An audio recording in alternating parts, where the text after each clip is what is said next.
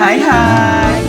Eke Debbie, Eke Elman, RT 5 dari Studio Paris, Delman Go, Debbie dan Elman bergol.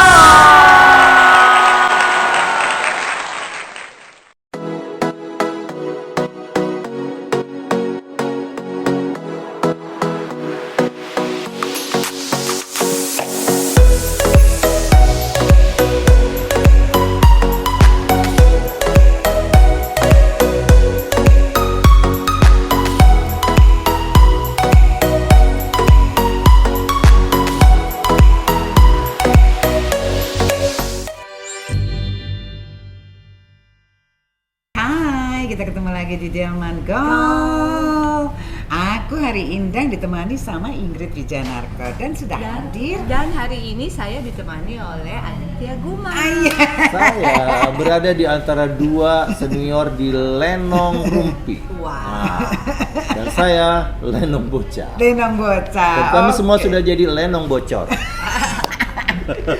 Oke, sekarang kita mau ngobras sama Aditya Gumai tentang dari awal, dari kecil, apakah ia punya cita-cita ke dunia ini atau enggak, atau gimana lahir besar di Mande? Oke. Saya kecilnya itu sebenarnya di Jakarta sih. Numpang lahir di Jambi, langsung dibawa ke sini, ya kan. Kemudian sempat dipindah lagi ke Palembang, ya asalnya bapak dan ibu. Ya. Kemudian balik lagi ke Jakarta. Wong Kitogalo. Nah, jadi dari mulai SMP dan seterusnya dari tahun 80-an sampai hari ini tetap di Jakarta. Oke. Dan dari lingkungan yang waktu itu saya tinggal tuh di perkampungan Betawi. Ya. Di daerah Senayan tuh sebelum jadi tempat yang luar biasa mewah itu. Ya. Itu dulu kampung Betawi. Dulu kampung Betawi ya. Betawi belakang Komdak itu kampung Betawi. Nah, Berarti kompleks Senayan dulu kan kompleks atlet. Atlet, tapi kan atlet kan di depannya tuh Yeah. yang di Gelora Bung Karno. Yeah. Nah, yang sekarang jadi tempat Bursa Efek, Yeah. itu tuh kampungku. SCBD. SCBD itu kampung Betawi dulu. Oh. Nah, jadi aku tumbuh di sana dan itu menyebabkan akhirnya bisa berbahasa Betawi dan membuat Lenong Bocah, gitu ceritanya. Jadi geng gaul, Aditya Gumai ini adalah pencetus yang membuat Lenong Bocah. Jadi Lenong Bocah tuh ada Oki Lukman, Ruben Onsu, almarhum Olga, kemudian Melissa Grace, ya kan? Ya siapa lagi ya anak-anak yang ya Mario Irwinsyah gitu. Jadi itu waktu mereka kecil-kecil mereka main Lenong Bocah. Iya kan? Lia Waode, Lia Waed, Cika Waed, Cika dan Lia Waode. Nah, jadi gimana? Terus setelah SMP, SMA mulai kapan? Berkarirnya apa dulu? Apa langsung ke bikin Lenong Bocah? Jadi dari SD tuh aku suka banget baca buku. Suka nyanyi juga. Terutama lagu yang diciptakan oleh C. Ingrid. Roda-roda terus berputar. Aku bingung ya, ini pencipta lagu ini salah satu lagu yang bikin. Iya itu. Jangan salah, Okay.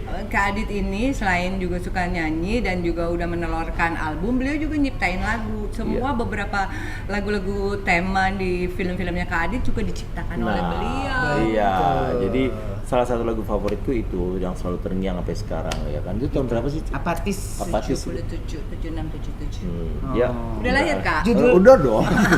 66, Bu. Jadi judulnya tuh Apatis ya lagunya, cuman karena kita kadang-kadang nyanyi roda-roda, jadi selalu orang bilangnya itu loh lagu roda-roda. Iya, agak-agak semacam tema lagu jinglenya Semen Tiga Roda. Iya.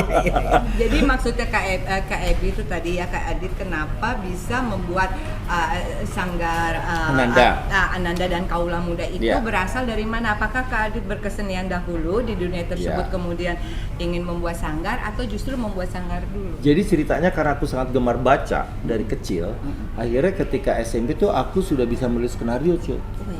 Jadi ya karena naskah pertama yang aku tulis untuk Pusat Kebudayaan Perancis di Jakarta. Naskahnya judulnya Sayembara Sang Pangeran. Lalu Pusat Kebudayaan Perancis mengundang kembali aku anak SMP yang bisa menulis naskah panggung. dibuatlah Ibuku Sayang Ibuku Malang, ditampilin di pusat budaya Prancis juga gitu loh. Diterjemahkan dalam bahasa Prancis. Nah, kebetulan tetanggaku itu pemain sandiwara TVRI, satu-satunya stasiun TV yang ada di Indonesia waktu itu kan, pada tahun 80-an. Terus ngobrol, ternyata dia memperlihatkan skenario TV. Dari membuat naskah panggung, aku mencoba belajar secara otodidak menulis naskah TV RI pada saat itu. Dilala pada tahun 82, saat aku duduk di kelas 2 SMP, skenario itu diterima sama TVRI. Dan akhirnya diproduksi menjadi program drama, dan ternyata dapat uangnya lumayan buat anak SMP pada masa itu. SMP loh. Satu naskah dengan ukuran 30 menit itu udah dibayar pada masa itu 75.000. Itu besar loh. Jadi aku dari rumahku di Komdak ke SMP Negeri 8 Salemba itu kita kalau naik bis cuma Rp25. Kebayang nggak dapat anak SMP dapat 75.000, sementara untuk ongkosnya cuma Rp25. Itu bukan udah gede lagi, itu sungguh gede karena saya ingat pada tahun-tahun tersebut menjadi penyiar di radio begitu ya, radio swasta niaga itu di Rp25.000. Jadi kalau kali dapat 75.000 itu bagus. Itu satu skenario 75.000. Satu naskah 30 menit. Oh, sebulan ya, seminggu sekali. Jadi 4 kali. Sebulan 25.000 untuk 4 kali ya. 4 kali siaran ya. 4 kali siaran, oke. Nah, jadi aku aja model. Model berapa? Modelnya 35 model sekali jalan sih, dalam sebulan bisa ngumpulin 35 sampai 50.000, bayangin. Berapa kali jalan? Bisa ya seminggu sekali lah hitungannya. Iya. Nah, aku satu skenario 75.000. Nah, begitu anak SMP dapat duit segini gede ya gitu. Akhirnya jadi ketagihan dong nulis. Akhirnya aku menjadi rutin menulis sampai dimainkan oleh teater SMA aku dulu. Akhirnya aku sampai SMA Negeri 35. Kemudian juga menjual naskah ke sanggar-sanggar yang ada di Jakarta. Tiba-tiba sanggar apa aja inget nggak? Banyak yang beli naskah dari aku ya. Tapi ketika aku membuat pertunjukan drama di TVRI dengan menggunakan nama teater SMA Negeri 35, baru tahu ternyata dapat duitnya double. Jadi skenario dapat, sebagai koordinator dapat lagi sekitar 150.000. Dan grupnya untuk pemain yang anak-anak SMA itu untuk 30 menit dapat 300.000. Gede nih ternyata nih kalau kita punya sanggar sendiri. Ceritanya ini ya, kalau yang kayak begini nih namanya beliau nih old money. Jadi ada old money dan new money. Jadi old money itu memang orang yang udah banyak uang dari zaman dulu. Kalau sekarang kan banyak orang-orang yang new money begitu ya. New money itu maksudnya yang baru dapat karena sekarang. Kalau beliau memang udah dari dulu kaya, Bo. Artinya kayak dalam hati penghasilan sendiri. Penghasilan sendiri. Jadi waktu itu kan nulis naskah masih pinjam mesin tik tetangga, belum ada komputer dong. Mesin tik tetangga kalau dia pulang kerja, brother punya tuh. Iya kan? Nah, jadi setiap dia pulang kerja aku pinjam, aku bikin skenario gitu kan. Sampai akhirnya begitu order pertama aku langsung beliin mesin tik. Waktu itu masih inget brother itu harganya Rp40.000. Wah, langsung setiap hari di pulang sekolah otakku udah anak-anak main kemana gitu ya, di otak udah dialog, alur cerita, itu aja yang dipikirin gitu kan. Berarti emang kamu udah punya hobi atau kesukaan menulis dari kecil? Yes, karena kegemaran baca tadi. Jadi perbendaharaan kata kita jadi banyak kan. Nah, jadi nilai bahasa Indonesia juga bagus seperti itu kan. Jadi guru waktu zaman SD juga menyemangati gitu kan. Oh, tulisan kamu bagus, puisi kamu bagus gitu. Akhirnya begitu. Soalnya maaf, ini lagi bicara lagi nih masalah edukasi. Karena sekolah-sekolah zaman dulu tuh kan kita tuh ada ya main sandiwara, kemudian ada kesusastraan, kemudian wajib baca buku buku sastra. Siti Nurbaya, Layar Terkembang, itu tuh wajib. Iya, betul. Eka juga ngalamin tuh baca-baca buku itu semua. Dan wajib. Dan kita jadinya tahu legend atau dongeng-dongeng. Pada zaman dahulu itu. Aku tanya anak-anak sekarang, kalau tanya kalian tuh nggak cerita Siti Nurbaya, Layar Terkembang, nggak ada yang tahu loh. Prihatin ya. Tahu. Aduh, prihatin. Jadi literasinya tuh tambah turun ya anak-anak sekarang gitu ya. Oke. Terus? Jadi selulus SMA sekarang nggak boleh lagi pakai nama teater SMA Negeri 35 karena kan aku udah alumni. Ya. Aku dirikanlah Teater Kaula Muda pada tahun 1986. Awal Kaula Muda Awal itu dengan anggota-anggota awal tuh Sandy Nayawan, Oke. terus Tachifri Al-Bukhari, Iya. Ratu Tria, Iya. Ana Tarigan gitu Iya. kan. Semua pada ngumpul di situ, Vini Alfionita juga. Nah, kemudian tahun 89 karena itu grup teater remaja, Teater Kaula Muda, aku bikin lagi grup anak-anak Sanggar Ananda Iya. karena dapat kesempatan dari TVRI bikin serial Iya. yang dimainkan oleh anak-anak. Oke. Berlanjut sampai sekarang gitu. Nah, terus awalnya anak-anak itu gimana tuh? Ada Oki, ada Ruben, ada mereka masih anak-anak semua Iya, kan? masih anak-anak dan mereka mendaftar. Artinya waktu itu Sanggar membuka misalnya kayak mau ada produksi buat TVRI ini serial. Di mana sih alamatnya waktu itu? Waktu Sanggar itu Sanggar pusat latihannya kita dapat fasilitas dari menteri waktu itu zaman Akbar Tanjung. Iya. Dapat berlatih di pusat Geraha Pemuda. Oke. Kantor Kementerian Iya. Menteri Pemuda. Iya. Kemudian setelah kita punya dana, kita latihannya di Senayan. Gelora Bung Karno Senayan. Oke. Ya, selama 25 tahun di sana. Oke. Kemudian ya baru 5 tahun ini kita punya tempat sendiri di Manggarai. Oki, Ruben apa semua itu memang Daftar mereka daftar sendiri. ke Sanggar. Kemudian kalau Ruben awalnya tuh cuma nungguin Jordi tuh. Nungguin Jordi terus akhirnya lama dia ikutan gitu kan. Kalau Olga sangat pemalu anaknya dulu. Almarhum. gitu. Sangat pemalu. Jadi kalau latihan suka ngumpet di belakang punggung teman takut ditunjuk ke depan gitu kan. Oh gitu. Oh, malu banget. Terus aku pernah mergokin dia tuh lagi tutupin jerawatnya pakai bedak. di ruang senam-senam itu di salah satu ruang. Enggak, kamu kok kalau ditunjuk suka malu sih maju ke depan? Oh malu kan, nanti aku mereka ngeliat aku ngondek-ngondek, mereka gimana gitu. Nggak apa-apa, kamu jadi diri kamu aja sendiri, ayo maju, gak usah takut ya. Akhirnya dia maju dengan malu-malu, tapi semakin dia malu penonton teman-teman masih ketawa gitu lah. Tapi tertawa karena terhibur, bukan mengejek. Iya. Nah Kak Adit, maaf tadi kan Kak Adit bicara masalah Sanggar ya, kemudian masih ada yang memperhatikan begitulah ya, paling tidak dari Pemda atau pemerintah begitu untuk penempatan sanggar-sanggar tersebut.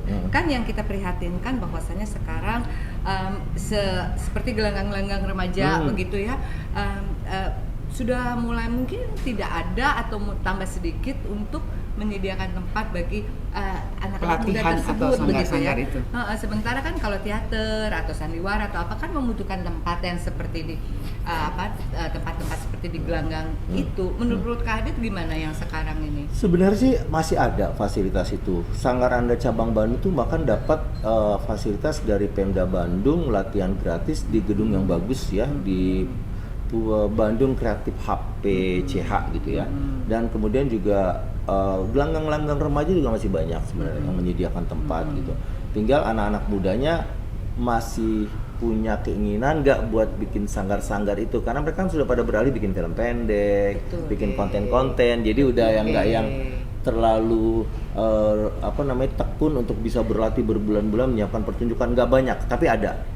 Festival teater tuh masih ada gitu. Iya, saya kalau ngomong festival teater saya ingat banget gitu ya. Dulu tuh bahkan saya melalui festival teater remaja itu di Gelanggang Remaja Bulungan ya. Bersama Mandiri lah, teater-teater yang zaman dulu itu. Yeah. Nah, ini bicara untuk generasi Z lah pada khususnya ya sekarang ini yang tidak melewati proses pembelajaran seperti begitu ya, yang instan gitu. Sementara kan sanggar-sanggar seperti Ananda ini zaman dulu kan ada yang tansil Maria Tanzil, Sakrila, dan lain sebagainya, banyak sekali itu ya. Nah, apa nggak dianggap perlu begitu Kak Adit? Walaupun yang mereka yang nggak masuk sanggar itu bisa instan dan tiba-tiba menjadi jeder, menjadi terkenal begitu. Tapi kalau tidak melalui proses yang instan ini kan kadang-kadang bisa cepat nggak terlalu lama gitu bertahannya. Tapi emang sebenarnya kalau secara kesempatan emang beda sih dulu sama sekarang. Dengan adanya penguasaan gadget, mereka bisa membuat konten dengan audio visual secara pribadi tanpa harus berkelompok gitu ya. masuk ke dalam sanggar itu juga memudahkan mereka untuk eksis gitu loh. Ya kan ujung-ujungnya kan zaman kita main teater juga pengen tampil kan. Tampil itu kan jiwa eksis kan artinya kan. Nah, ketika ada media yang bisa menampilkan keeksistensian mereka melalui gadget, ya itulah yang barangkali teh yang membuat kita menjadi tidak terlalu lagi banyak sanggar-sanggar di berbagai kota gitu loh. Ini sebenarnya tugas yang mau aku omongin juga nih sama Pak Sandiaga Uno nih siang ini. Titip gitu, ya, kan. dari aku juga siap. titip tuh. Iya, menghidupkan kembali. Betul. Karena kreatif itu. maaf tadi. Kak Adit, karena kan kita nggak bicara satu konteksnya yang ini ya saja ya. Karena sanggar-sanggar tersebut kan paling tidak mengisi sebahagian waktu luang mereka yang bisa jadi akan dipakai untuk pakai ugal-ugalan dan lain sebagainya begitu kan. Dengan dia kumpul sama teman-temannya melakukan sesuatu yang positif aktivitas kan, yang positif. Betul. Tapi sebelum dijawab, itu sebenarnya juga tugas sekolah ya. Yeah. Jadi ekskul sekolah tuh kayak teater juga harus lebih digalakan lagi ya. Hampir semua sekolah harusnya punya tuh pelatihan seni ya. Nggak semua sekolah sekarang, Yeah, walaupun yeah. ada tapi nggak semua sekolah. Betul. Seharusnya itu sudah dimunculkan kembali ya kan. Ada klub-klub Ada kesenian sastra zaman ya, itu. Iya. membaca buku bersama Iya, gitu. iya, Tentang buku sastra kan luar biasa ya, harusnya dibuat lagi sih. Iya. Ya. Oke, terus dulu waktu idenya waktu bikin lenong bocah itu gimana tuh? Boleh Ya, cerita sedikit. jadi cerita- Karena itu yang hits banget tuh ya. Pada masa itu ya, jadi tahun 93-an itu di awal 92-93, Oki Lukman semua, Herwin Effendi yang peran Babe, kemudian Melissa Gray itu kan jadi anggota, Noval Kurnia juga. Satu hari pada saat aku memberikan materi pelajaran improvisasi ya, di mana anak-anak dibuatkan grup-grup lalu mereka boleh memainkan berbagai cerita ya secara spontan. Tiba-tiba anak-anak ini memainkan peran jadi ibu, bapak, jadi anak. Ini lucu ya, ini lucu nih kalau jadi program TV gitu ceritanya. Kayak oke. akhirnya aku ajukan lah, waktu itu aku ajukan ke RCTI sama TPI waktu Iya, itu iya, ya kan. iya, iya. Nah ternyata TPI yang memanggil duluan. Kemudian aku nelpon RCTI untuk bilang maaf ini sudah diterima TPI dan ini aku tarik proposal dari RCTI. Iya. RCTI bilang kamu udah terima juga loh. Oh cuma telat nih ngasih taunya. Gitu ya, aku udah dengan TPI. Akhirnya jodohnya sama TPI sampai 300 episode kita bikin.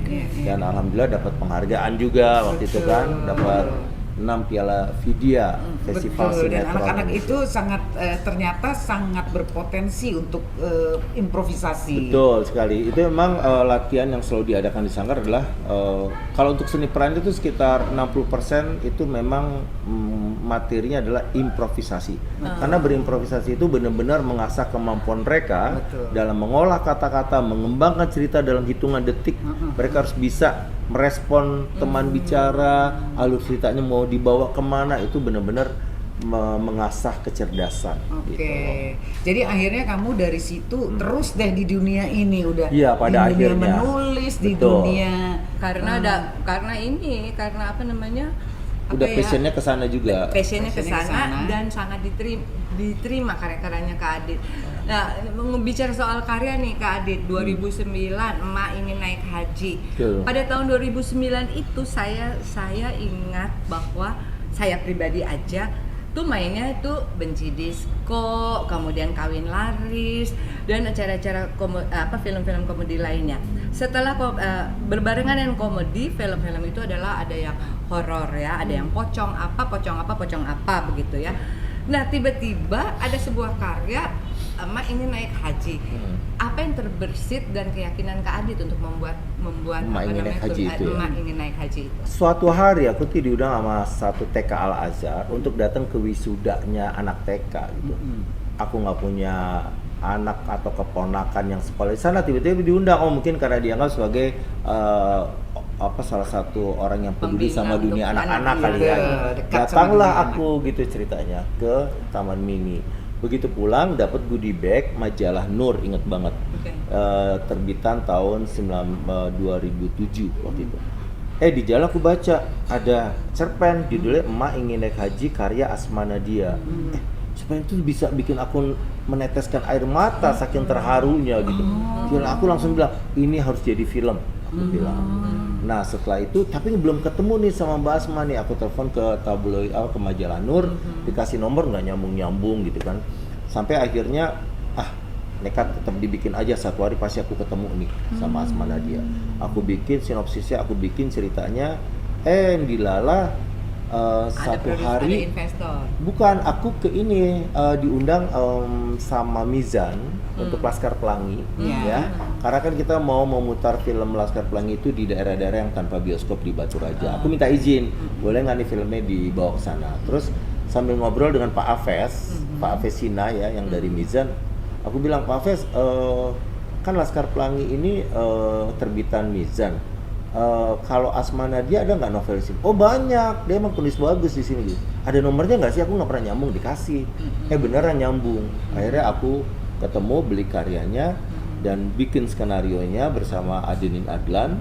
Kemudian bawa nih keliling. Investor nggak ada yang bersedia. Termasuk Mizan juga nggak bersedia awalnya. Nggak mau bikin film itu gitu. Ya udah aku keluarin tabungan, panggil Reza Rahadian, semua di casting. Reza untuknya masih murah pada masa itu ya, karena itu awal-awal karir dia. Oh sekarang mahal ya kalau Reza. Ya kan ada bedanya awal. Jangan lupa masa lalu ya. Awal karir. Nah, jadi dengan anggaran yang ada, aku ingat waktu itu cuma punya uang 600 jutaan. Akhirnya bikin film itu cuma kuat seminggu syuting stop. Reza udah syuting udah semua gitu. Nah, uangnya habis. Terus pada saat syuting ada wartawan Republika datang tuh. Lalu keesokan harinya keluar 2 halaman di Republika, halaman tengah dengan judul film religi dengan cita rasa berbeda, gitulah pokoknya.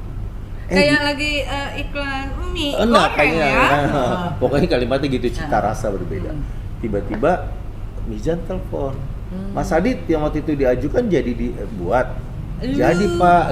Lu akhirnya Iya kan. nelpon. Tapi habis nih uangnya. Aku lagi berhenti. Oh gitu. Ada nggak cuplikan-cuplikan adegan yang udah syuting? Ada. Nah, aku bikinin teaser, nonton.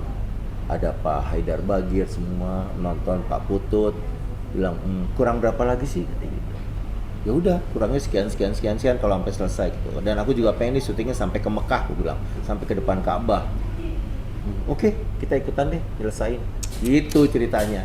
Selesai film tahun 2009, ingat pas tayang kita nggak tahu ternyata itu lagi keluar film 2012. Ingat gak film yang bumi hancur kiamat 2012. Nah kan, jadi kita nggak tahu dapat jadwal dari Access1, ternyata head on-nya berantemnya tuh sama film yang sekelas Box 2012 Office itu. 2012 yang orang booming banget. Iya. Kita cuma sendirian, film Indonesia yang lainnya tuh berapa layar 2012. Kan wartawan pada nanya, nekat banget sih ngelawan film kayak gitu. Bukan nekat, nggak tahu. Iya, kan biasanya mereka yang jadwalin memang. Yang jauh jadi nggak tahu, tapi oke deh kita bilang kalau nanti kiamat jangan lupa ya naik haji dulu kan gitu ya. Jadi gimmick akhirnya. Ternyata karena 2012 itu ngantri, banyak penonton yang nggak dapat tempat duduk. Dilirik nih ada satu film, daripada pulang nonton ini aja deh. Gitu. Nonton, ternyata jadi omongan. Ada film yang menurut mereka bagus nih. Gitu. Lama bertahan dong berapa bulan. Berapa Bertahan bulan? lama dan dapat berapa ratus ribu penonton juga akhirnya. Dapat luberan dari film 2012 itu hikmahnya. Nggak dapat luberan, sesuatu yang bagus. Sesuatu yang bagus nggak ya. mungkin dapat luberan lah Iya. Kak Adi. Nah, oke. Tapi maksud saya tadi adalah kok Kak Adit nggak bergeming, yang lain lagi buat horor, lagi buat komedi apa namanya semacam itu gitu. Tapi keyakinan apa dalam diri Kak Adit sehingga kalau kita membuat sebuah karya itu jangan ya kita harus mikirkan komersilnya sih, tetapi harus punya sikap. Ya jadi sebenarnya 9 filmku berikutnya ya, dari mulai Rumah Total Tanpa. udah berapa sih bikin produksi film? Sekarang udah 11 sih, baru 11. Oke. Kalau sinetron udah nggak kehitung ya. Cuma yang salah satu yang paling berkesan ketika Iwe main di filmku Rumah Tanpa Jendela. Itu satu-satunya film yang pemeran anaknya berhasil mengalahkan orang dewasa, merebut the best actor di FFI. Siapa? Emir Mahira. Oke. Jadi dari adanya FFI tahun 1955 sampai hari ini, satu-satunya film yang berhasil anak-anaknya dalam posisi pemenang Piala Citra untuk kategori aktor terbaik. Ya. Biasanya kalau peran anak tuh piala khusus biasanya. Iya. Ini disejajarkan dengan aktor dewasa. Itu hanya dari film Rumah Tanpa Jendela yang Cik Iwe juga main. Dengan spesial ya, dengan acting yang spesial. Spesial, dia jadi cerita sedikit gimana? Jadi anak Emir Maira itu memainkan peran anak berkebutuhan khusus, ya kan? Jadi bukan kalau yang biasa kan siapa aja bisa. Ini spesial. Spesial. Nah, sebelumnya dia udah pernah main film Garuda di Dadaku, judulnya. Nah, ketika film itu akhirnya muncul, ya yang senior kan jadi juri tuh. Dia nelpon, itu anak beneran berkebutuhan khusus ya, nelpon kita nih gitu. Enggak, gue bilang, Mbak Yayang itu normal, anak itu main di film Garuda di Dadaku sebelumnya. Itu Emir Mahira, dia bilang. Ya kok berubah banget looknya. Ya dia pakai kawat gigi, pakai kacamata, jalannya, gerakannya. Anak kita emang cerdas ya. Jadi kita arahkan juga dengan cepat dia nangkep. Jadi satu-satunya yang tercatat di sejarah pemeran anak memenangkan kategori peran utama pria ya di film Rumah Tanpa Jendela. Tahun berapa itu ingat? Tahun 2010. Ya setelah mainin naik haji film itu. Nah tadi kembali ke pertanyaan Cik Iwe ya mengenai kenapa aku tidak bergeming. Sebenarnya aku selalu berprinsip bikin film itu kan kita buang umur ya. Bisa 3-6 bulan dari mulai penulisan sampai selesai. Kalau pemain mungkin selesai syuting selesai. Tapi kalau aku produser, sutradara, nulis skenario, itu pekerjaannya dari awal sampai hulu ke hilir deh. Sampai peredarannya kita awasin. Dan itu buang umur 6 bulan. Jadi aku selalu berprinsip jangan buang umur deh untuk hal yang sia-sia gitu lah. Paling nggak sesuatu yang dikenang orang baik. Tapi ngomongin horor, sebenarnya film baruku yang film judulnya Dul Muluk dan Dul Malik itu cerita Palembang. Aku masukin unsur sedikit teh, unsur horornya, tapi komedi. Aku nggak mau bikin horor itu yang nakutin orang sampai orang percaya banget tentang hal-hal mistis. Nah, jadi aku masukin komedi. Meriam Bellina main, Anwar Fuadi main, dan fun gitu. Orang kalau nonton itu tegang tiba-tiba ketawa gitu. Dan menariknya nih Kak Debbie ya kalau Kak Adit ya baik dari Sanggar Ananda maupun Kaula Mudanya, tapi khususnya Kak Adit itu kalau membuat sesuatu tetap edukasinya untuk generasi penerus tuh ada. Kenapa saya sampaikan demikian? Karena saya juga terjun ya di 2 karyanya Kak Adit, yaitu Tinatun dan Lenong Bocah dan Rumah Masa Depan. Itu film Rumah Tanpa Jendela. Kalau Tinatun Lenong Bocah itu film pertamaku tuh. Ya, Tinatun dan Lenong Bocah ini saya bersyukur sekali bisa main di film pertamanya Kak Adit karena mengajarkan bagaimana seorang ya gitulah seseorang yang Tinatun gitu ya menjadi terkenal tapi tetap membumi, kemudian bagaimana anak-anak melestarikan budaya Lenong, budaya Lenong begitu. Aku kangen kerjasama lagi dengan Cik Inggit. Aku harus ciptakan lagi satu karakter ke beliau. Beliau itu pemain yang bagus banget, yang kalau di lokasi itu anteng banget, tidak pernah komplain, asik baca buku, mengamati dengan tenang, masih ngerokok kan, dengan santai, menikmati. Ini salah satu orang yang sangat menikmati hidupnya. Amin, puji Tuhan. Menikmati hidupnya. Tapi Kak, aku harus sampaikan dulu. Tadi balik lagi ke emak ingin naik haji. Disitulah benar-benar pembuktian karena Kak Adit di film tersebut menerima Festival Film Bandung ya kalau nggak salah ya untuk penulisan skenario sama sutradara terbaik dan untuk sutradara. Nah itu udah bukti otentik. Iya itu film memang mengharukan ya, banyak yang betul. Suka dengan film itu juga ya. Ya syukurlah. Sekarang yang lagi dipersiapkan ada lagi nggak yang sedang setelah Dul Muluk dan Dul Malik kita lagi nyiapin lagi. Aku tuh lagi pengen fokus sekarang bikin film-film daerah sih. Bukannya sekarang aja dong, dari dulu juga Anda kan selalu daerah dan highlightnya di daerah. Enggak, kalau dulu kan sebenarnya aku national wide tayang, ya kan. Tapi yang sekarang ini lebih pengen fokus ke misalnya kita bikin satu produksi fokus ke satu provinsi, kita istilahnya promosinya, ceritanya, bahasa daerahnya, masyarakat semua yang akan disasarnya itu benar-benar fokus ke situ. Jadi nembaknya jelas gitu loh. Nggak kayak sekarang nih kalau kita bikin national wide dengan anggaran terbatas, promosi terbatas, kita pelurunya kemana-mana gitu, nembaknya gitu kan, jadi nggak fokus. Jadi kita fokus, kita libatkan pemerintah setempat, kita pakai bahasa daerahnya, pelajarnya semua dengan kebanggaan kearifan lokal yang mereka punya kita angkat. Rasanya juga kalau dapetin 1 juta penonton aja sih sebenarnya juga nggak sulit di daerah. Sumatera Selatan tuh 9 jutaan penduduknya. Jawa Barat lebih gede lagi 50 juta. Ya, jadi kalau emang filmmaker sekarang mau fokus untuk bikin film-film daerah, menurut aku saatnya sekarang. Udah ada buktinya, Ngeri-Ngeri Sedap booming. Uang Panai Makassar booming. Iya, yang main kemarin tuh. Iya.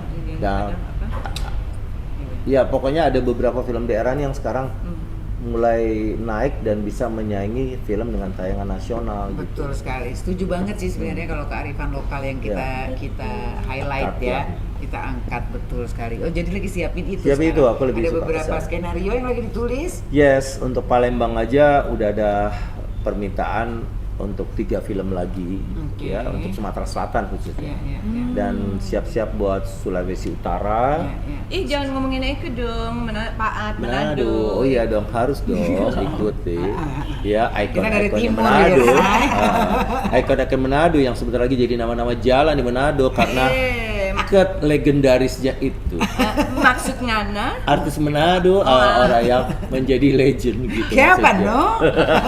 Sama satu lagi Kak Ebi, bahwa Kak Adit ini bisa membuat satu apa ya, istilahnya kan sanggar begitu, yang mana kalau seni peran itu seorang bintang itu dia harus paling tidak bisa nyanyi, bisa koreografi, bisa bisa seni peran gitu. Jadi asyiknya tuh kalau Kak Adit tuh membuat sebuah film yang drama musikal atau pertunjukan itu tuh lengkap satu paket.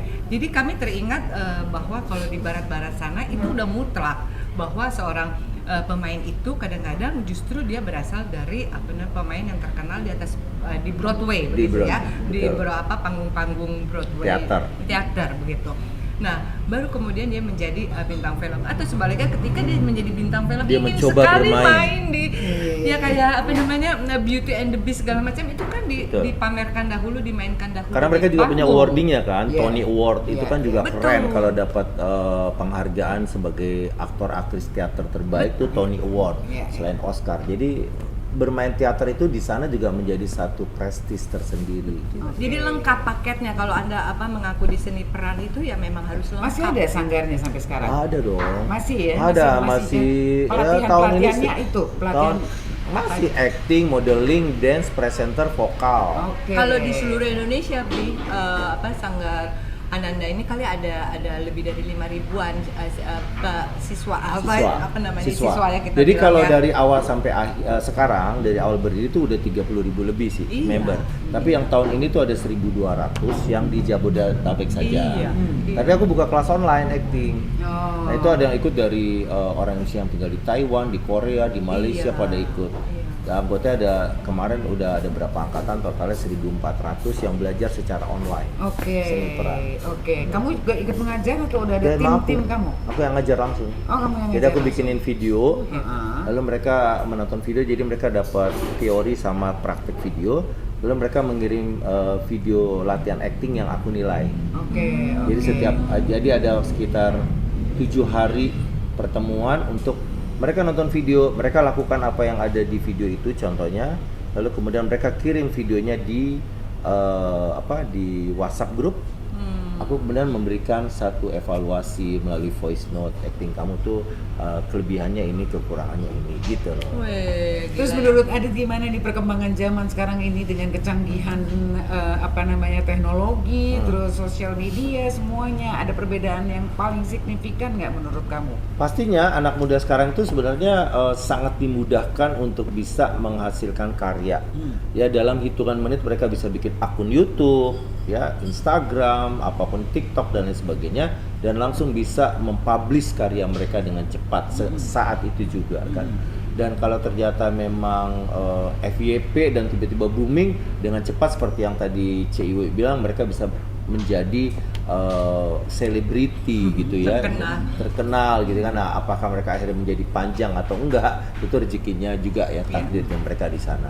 Tapi yang pasti kalau memilih untuk menjadi aktor dan aktris, sebaiknya memang mereka juga harus mendalami pembelajaran tentang seni peran itu sendiri, gitu kan.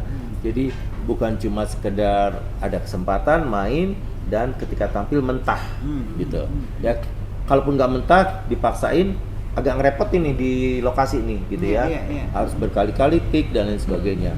Jadi pembekalan seni peran itu menurut saya buat yang memilih untuk karirnya di dunia seni peran, ya tetap harus belajar. Oke. Masih ada harapan di kedepannya? Masih ada yang ingin dicapai? Ya pastinya sih kita bersyukur ya hidup. Kalau aku pribadi tuh merasa anugerah banget kita diberikan bakat seni dan akhirnya hidup dengan apa yang kita sukai, ya kan? Jadi itu salah satu the best job in the world kan adalah apa yang kita sukai, kita kerjakan dan menghasilkan buat kita. Ya, itu memberikan satu kepuasan. Banget, nggak ada beban, nggak ada satu rutinitas yang mungkin membosankan, stres gitu. Kalau kita mau ngerjain kita kerjain, kalau nggak kita pengen santai dulu gitu kan. Hidup kita buat kamu yang belum menjadi seniman, cobalah rasakan bagaimana menjadi kami ya. Nikmat sekali hidup kita ya, indah. Cukup ngopi, ngeteh, ya kan? Jalan kemanapun kan nggak mesti juga mewah ya. Naik kereta ataupun aku bisa, backpackersan juga bisa, gitu kan. Cuma aku masih naik bajai Kak. Tadi barusan kesini naik bajai Kak. Ini anak jenderal yang dari dulu sederhana. Iya Allah. Jadi untuk teman-teman mungkin yang udah punya putra putri atau putra putrinya nonton kali ini, kalau ingin tertarik di Sanggar Ananda atau Kaula Muda dengan Kak Adit, ke Senayan aja atau nanti Manggarai sekarang Kak. Sekarang di Manggarai ya, Senayan. Atau bisa bertanya di komen kita ya. Iya, comment section kita atau bisa ke Instagramnya langsung Kak Adit, dong. ya kan? DM. Oke, terima kasih sekali Sama-sama. loh Adit waktunya. Ini salah satu komedian idola saya ya, seorang model. Aku pernah kerja sama, kita pernah bikin Hitam Putih loh. Iya Ya kan dong. di RCTI kan bareng-bareng kan, dong. serial itu kan, sutradaranya beliau. Terima kasih juga untuk Big Coffee. Iya, Ya Big Allah, Coffee, terima kasih. Walaupun saya ngeteh tetap Big Coffee. Ada teh juga kok di sini. Ya Kak Adit, waktu ada Lenong Rumpi terus gimana? Lenong Rumpi dan Lenong Bocah. Lenong Bocah dan Ruby bergabung mungkin nggak sih? Lucu kali ya. Lenong Rumpi dan Lenong Bocah reborn. Kita bikin kan? Kita bikin Iya, dong. iya. Boleh. Lucu Ya. juga tuh ya. Dia ketemuan lagi semua, ada Oki Lukman. Oki Lukman itu kan dulu dianggapnya Debbie Sahertian kecil. Iya. Di Oki di Lenong Terus Bocah. yang jadi Robi Tumebunya? Ya kan ada Noval Kurnia, Oh iya, ada Noval, si Herwin Effendi. Tuh, ya. Ruben jadi siapa dulu? Ruben tuh dulu Nggak jadi Ade Juwita kan? Ben. Yuh. Ditunggu di podcast ya. Makasih Kak Adit. Ya, sama-sama. Adit, makasih Adit. Pokoknya Iya, waktunya senang sukses selalu. Pokoknya sehat terus. Amin. Jangan lupa like, comment, and subscribe. Sampai ketemu lagi di Delman Gaul. Bye. Debbie Dan Elman bergol.